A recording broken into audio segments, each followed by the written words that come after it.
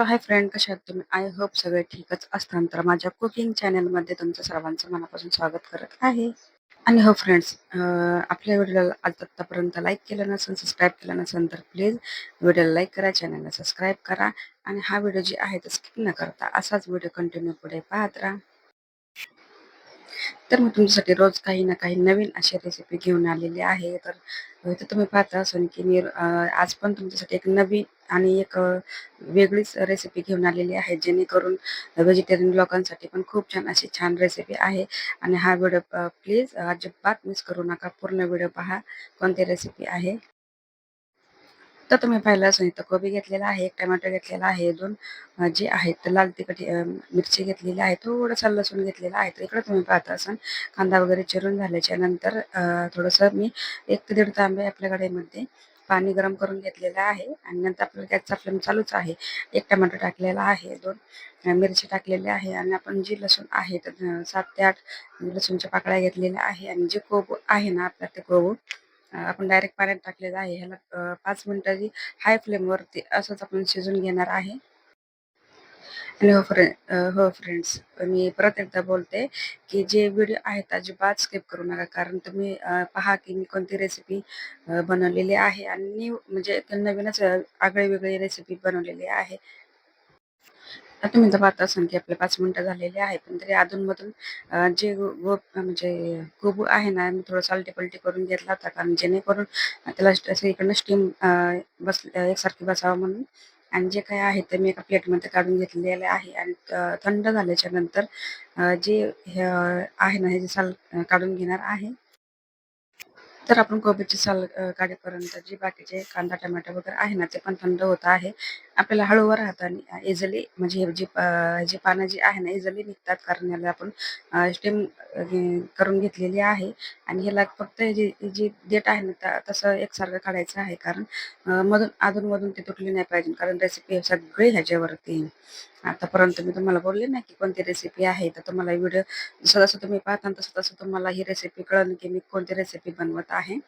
आणि इकडे तुम्ही पाहता असाल की ह्याची जी पानं आहे ना व्यवस्थित तुम्ही पाहता असाल की कुठंही फाटलेले वगैरे नाही. व्यवस्थित हळूवार हाताने मी जी आहे ना आपली कोबीची पानं जेवढे निघतील तेवढे मी काढलेले आहे. आणि इकडे तुम्ही पाहता असाल की 4 ते 5 जी आहे ना माझी कोबीची पानं त्यांनी व्यवस्थित निघून झालेली आहे. आणि इकडे तुम्ही पाहत असाल कोबी मी चिरायला घेतलेला आहे. तर कोबीची जी तोंडाची साईड असते ती कडक असते ती साईडला काढून घेतलेली आहे. त्या कोबीचे 2 भाग केलेले आहे. आणि त्यातला जे अर्धा कोबी आहे तर ते फ्रीजमध्ये असंच ठेवून देणार आहे. कारण आपल्याला एवढा कोबी लागणार नाही. तर ह्याचा फक्त अर्धाच घेतलेला आहे. आणि तुम्ही इकडे पाहता असाल की जी आपली डाळ आहे ते पण मी 2 ते 3 तास असं भिजवून घेतलेली आहे. खूप अशी छान भिजलेली आहे. आणि डाळ आणि आपल्याला जी कोबी आहे मिक्सरमध्ये पेस्ट करून घ्यायची आहे. तर तुम्ही इकडं पाहिलंच असेल की मी इकडं जी डाळ आणि कोबी आहे ती मिक्सरमध्ये बारीक करून घेतलेली आहे. तर आपली जी कोबीची जी आहे ना पेस्ट वगैरे झालेली आहे डाळीची, तर त्याच मिक्सरच्या भांड्यामध्ये इथे मी घेतलेलं आहे. जी आपण कांदा, लसूण वगैरे सगळं काही बॉईल करून घेतलं होतं ते आपण डायरेक्ट मिक्सरच्या जारमध्ये टाकणार आहे आणि ते पण आपल्याला प्युरी करून घ्यायची आहे. आणि नंतर तुम्ही इकडे पाहत असाल की जी कांद्याची जी देठची साईड असते ते काढून घेतलेली आहे. आणि नंतर तुम्ही इकडे पाहत असाल लसूण वगैरे सगळं टाकल्याच्या नंतर त्याची मस्त अशी प्युरी करून घेतलेली आहे. आणि इकडे तुम्ही पाहत असाल की आता ही रेसिपीची प्युरी कशाप्रकारे झालेली आहे ते पण तुम्ही पाहत असाल. तर तुम्ही इकडे पाहत असाल की जे आपले बेसिक मसाला आहे ते पण मी घ्यायला स्टार्ट केलेले आहे. थोडासा मी अर्धा चमचा घेतलेला आहे धना पावडर, थोडासा अर्धा चमचा, छोटा चमचा अर्धा चमचा घेतलेला आहे मी गरम मसाला घेतलेला आहे. आणि नॉर्मली थोडीशी हळद घेतलेली आहे ते पण अर्धा चमचा. क्वांटिटी सगळी कमी-कमी ठेवलेली आहे कारण आपल्याला चला आता मग सांगूनच टाकते. आपल्याला म्हणजे जी आहे कोबीची भाजी बनवायची आहे, पण ती नवीन पद्धतीने. तुम्ही म्हणत असाल की कशी काय?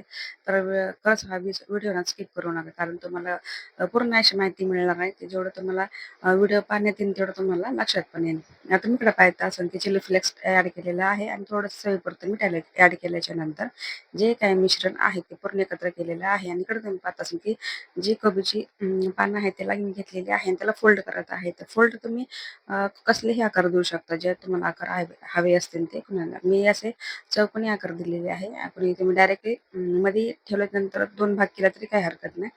आणि नंतर तुम्ही कट करू शकता. तुम्ही इकडे पाहत असाल की कशा मी सगळे बनवून घेतले होते ते पण परत एकदा दाखवत आहे. कारण लगेचच असं डोक्यात बसत नाही. तिकडे तुम्ही पाहत असाल की डेटची बाजू आहे ती आतमध्ये टाकायची आहे आणि जी दोन्ही बाजू आहेत ती एकावरती एक ठेवून फोल्ड करून ठेवायची आणि त्याची दोन्ही बाजू जी आहेत ती आपल्याला खाली ठेवायची आहे. मस्त अशी आणि ज्यावेळेस आपण बॉईल करून घेतो ना कोबूला, त्यावेळेस ते इझिली आपल्याला फोल्ड करायला प्रॉब्लेम येत नाही. इकडे तुम्ही पाहता असाल की गरम पाणी ठेवलेलं आहे. गरम पाणी झाल्याच्या नंतर आपल्या पाण्याला चांगली उकळी आलेली आहे आणि त्याच्यावरती मी चाळण ठेवलेली आहे. तर तुम्ही इकडे पाहत असाल की आपली स्टीम एकदम झालेली आहे. तर तुम्ही म्हणत असाल किती मिनिटं घेतलेली आहेत. त्याला जवळपास मी मीडियम गॅसवरती 20 ते 25 मिनिटं घेतलेली आहे. कारण डाळ आहे आतमध्ये. डाळीला शिजायला भरपूर असा वेळ लागतो. ते पण हरभऱ्याची डाळ आहे तर स्टीम रिस्क नको म्हणून त्यासाठी मी थोडेसे याला 2, 4, 5 मिनिटं जास्तच बॉईल करून घेतलेली आहे. आणि ते थंड होत होत आहे तोपर्यंत इकडं मी जे आपलं तेल आहे तेलामध्ये डायरेक्टली थोडंसं जिरे ॲड केल्याच्या नंतर एक तमालपत्र ॲड केलेलं आहे आणि जी प्युरी आपण मिक्सरमध्ये करून घेतलेली आहे ती पण मी आपल्या तेलामध्ये ॲड केलेली आहे. तिला थोडंसं 2 ते 3 मिनिटं असंच परतून घेतल्याच्या नंतर थोडेसे काही बेसिक मसाले आपले रेग्युलर आहेत ते पण ह्याच्यामध्ये ॲड केलेले आहे. थोडासा चिकन मसाला थोडासा म्हणजे अर्धा चमचे ते ॲड केलेला आहे. अर्धा चमचा चिकन मसाला, अर्धा चमचा मटन मसाला आणि थोडासा अर्धा चमचा जे आहे तर काश्मीरी लाल तिखट पण ॲड केलेला आहे. थोडीशी नॉर्मली हळद आणि होममेड मसाला जे आहे तर अर्धा चमचा ॲड केलेले आहे आणि चवीपुरतं मीठ ॲड केल्याच्या नंतर जे काही आपले मसाले आहेत ते पण आपण अशाच प्रकारे परतून घेणार आहे. तर तुम्ही इथं पाहत असाल की जी आपली ग्रेव्ही आहे तर आपल्या भाजीसाठी जी लागणारी ग्रेव्ही आहे तर खूप अशी परफेक्ट अशी झालेली आहे. तर मी 3-4 मिनिटं ह्याला चांगल्या फ्लेमवरती म्हणजे हाय फ्लेमवरती मी ह्याला परतून घेतलेलं आहे. नंतर थोडंसं पाणी ॲड केल्याच्यानंतर ग्रेव्ही पूर्ण एकसारखी करून घेतल्याच्यानंतर आणखीन थोडंसं पाणी टाकलेलं आहे. कारण खूप अशी घट्ट झाल्याच्यानंतर भाजीची जी टेस्ट आहे ती पण परफेक्ट अशी लागत नाही. तर थोडीशी मी ग्रेव्हीला उकळी आल्याच्यानंतर जे आपली जे कोबं वगैरे आहेत ते पण एकदम कट करून घेतल्याच्या नंतर भाजीमध्ये ॲड केलेली आहे. इकडं माझी जी कोबोची रेसिपी आहे ती एकदम परफेक्ट अशी बनलेली आहे. तुम्ही इकडं पाहत असाल की जसं काय आपण हॉटेलमध्ये ऑर्डर केलेली रेसिपीसारखी दिसत आहे. तुम्ही म्हणजे खूप अशी छान झाली होती. टेस्ट वगैरे खूप मस्त अशी झाली होती. चला तर मग फ्रेंड्स हा व्हिडिओ मी इथंच एंड करते. तर ज्यांनी हा व्हिडिओ माझा पाहिला असेल त्यांचं मनापासून आभार मानते आणि भेटूया नेक्स्ट व्हिडिओमध्ये. माझा व्हिडिओ आवडला असेल तर व्हिडिओला लाईक करा, चॅनलला सबस्क्राईब करायला अजिबात विसरू नका. भेटूया नेक्स्ट व्हिडिओमध्ये. तोपर्यंत स्वतःची काळजी घेत राहा, सर्वात महत्त्वाचं खात राहा आणि माझी रेसिपी तुम्हाला कोबोची रेसिपी कशी वाटली नक्की मला कमेंटमध्ये सांगू शकता.